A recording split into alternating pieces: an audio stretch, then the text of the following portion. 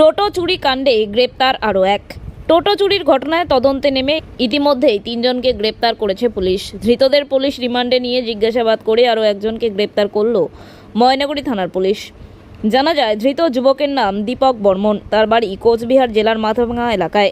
বুধবার ধৃতকে আদালতে পাঠিয়েছে পুলিশ। পুলিশ সূত্রে জানা গিয়েছে, গ্রেপ্তার 3 জন অভিযুক্তদের পুলিশ তাদের রিমান্ডে নিয়ে জিজ্ঞাসাবাদ করে মাথাভাঙা এলাকার দীপকের খোঁজ পায়। মঙ্গলবার বিকেলে তার বাড়ি থেকেই তাকে গ্রেপ্তার করে বলে পুলিশ জানিয়েছেন।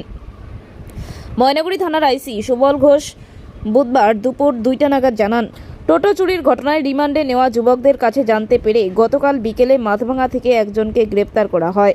তাকে আজ আদালতে পাঠানো হয়। আরও কেউ এর সঙ্গে যুক্ত আছে কিনা তা তদন্ত করে দেখা হচ্ছে।